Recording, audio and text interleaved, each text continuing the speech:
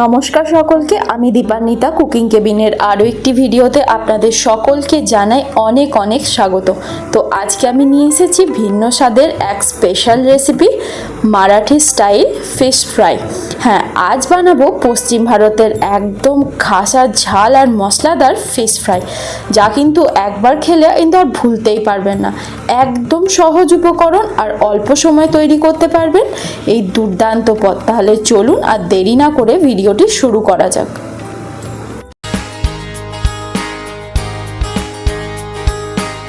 তো এখানে আমি নিয়ে নিয়েছি দুটো পমফ্রেট মাছ। এগুলো কিন্তু খুব একটা বড় নয়, খুব ছোট নয়, মিডিয়াম সাইজের, মানে দুটো পমফ্রেট মাছ মিলে 300 থেকে 350 মতো ওজন হয়েছে। নিয়েছি এখানে সুজি, কিছু রেগুলারের গুঁড়ো মশলা আছে যেমন ধনে জিরে গুঁড়ো, হলুদ গুঁড়ো, লঙ্কা গুঁড়ো। নিয়েছি এখানে কাঁচা লঙ্কার পেস্ট, আদা রসুনের পেস্ট, আর নিয়েছি টক দই। তো এবারে মাছটাকে ম্যারিনেট করব। তার আগে কিন্তু মাছের গায়ে এরকম লম্বা লম্বা করে কিন্তু আমি কাট লাগিয়ে নেব। এরকম করে যদি লম্বা লম্বা করে যদি একটু মাছের গায়ে চিড়ে তারপরে ম্যারিনেট করেন, সেই ক্ষেত্রে কিন্তু ম্যারিনেশনটা মাছের ভিতর অবধি পৌঁছায়। তো খুব এরকম লম্বা করে আমি 3 থেকে 4টে গায়ে এরকম করে লম্বা লম্বা করে কাট লাগিয়ে নেব।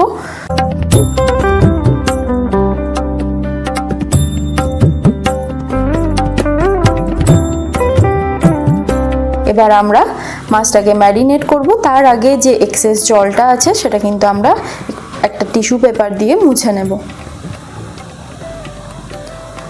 তো খুব ভালো করে এখানে টিস্যু পেপার দিয়ে যে এক্সেস জলটা আছে মাছের গায়ে সেটা মুছে নিলাম। এবার আমরা ম্যারিনেট করব। তার জন্য দিয়ে দিলাম ধনে জিরে গুঁড়োটা, দেব লঙ্কা গুঁড়ো, হলুদ গুঁড়ো, দেব এখানে স্বাদ মতো নুন। নুন যতটা মাছের প্রয়োজন হবে কিন্তু এখানেই অ্যাড করতে হবে, পরে কিন্তু আমরা আর কোথাও গিয়ে নুন অ্যাড করব না।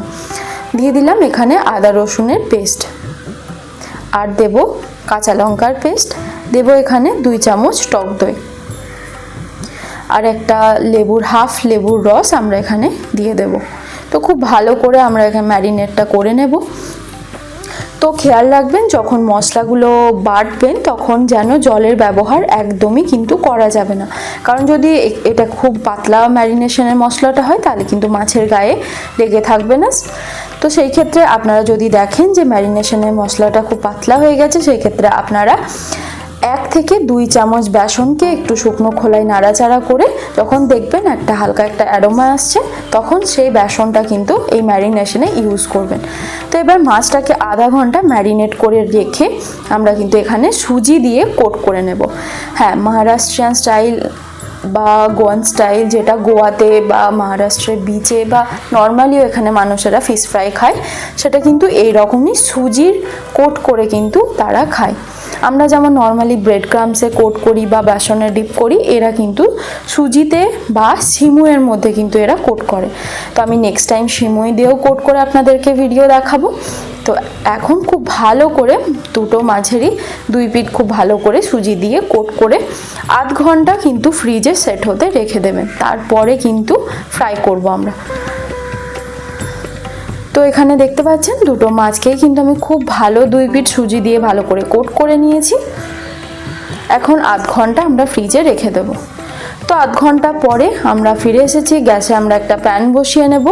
চেষ্টা করবেন এরকমই ফ্ল্যাট সারফেসওয়ালা কোনো বাসন বা প্যান ইউজ করতে, সেই ক্ষেত্রে কিন্তু ফিশ ফ্রাইটা করা বা এটাকে উল্টানো কিন্তু ইজি হবে। তো আমি তেলটা গরম হয়ে গেছে, একটা মাছ দিয়ে দিলাম। আমি কিন্তু একটা একটা করেই ভাজবো এখানে, যেহেতু আমার প্যানটা কিন্তু খুব একটা বড় নয়। তো যদি আপনাদের কাছে অনেক বড় সাইজের প্যান বাড়িতে থাকে, সেক্ষেত্রে আপনারা দুটো চাইলে দুটোও দিতে পারেন, কিন্তু এখানে আমার একটা দিয়েই সুবিধা হবে। তো এক পিঠ খুব ভালো করে ভাজা হওয়ার পরেই কিন্তু উল্টো পিঠটা উল্টাবেন, মিডিয়াম ফ্লেমে রেখে কিন্তু ভাজবেন। তো এখন আমার একটা মাছ ভাজা হয়ে গেছে, 2 পিঠ খুব সুন্দর করে একটা গোল্ডেন কালার এসে গেছে। তো এবার এক্সেস যে সুজিটা তেলের মধ্যে ছিল যতটা সম্ভব হবে আমরা রিমুভ করে দেব। তারপরে আর একটা মাছ আমরা ভেজে নেব। তো বারবার একটা জিনিসই বলবো, যখনই ভাজবেন একটু ধৈর্য সহকারে। এক পিঠটা হওয়ার পরেই কিন্তু আর এক পিঠটা উল্টাবেন, আর একটু সাবধানে, কারণ নর্মালি সামুদ্রিক মাছ খুব নরম ধরনের হয়, মানে একটুতেই কিন্তু ভেঙে যায়। তো খুব সাবধানে দুটো করে চাইলে দুটো খুন্তি ইউজ করে, যেমন আমি করেছি, বা টংসের সাহায্যে কিন্তু উল্টাবেন। তো আমাদের এখানে গরম গরম ফিশ ফ্রাই কিন্তু একদম রেডি। আমি এখানে একটা গ্রিন চাটনি বানিয়ে নিয়েছি, স্যালাড নিয়ে নিয়েছি। তো রেসিপিটা আপনাদের কেমন লাগলো আমাকে অবশ্যই জানাবেন, অবশ্যই বাড়িতে ট্রাই করুন। ভিডিওটা শেষ অবধি দেখার জন্য রইল অনেক অনেক ধন্যবাদ। দেখা হচ্ছে আপনাদের সাথে আবার পরের ভিডিওতে।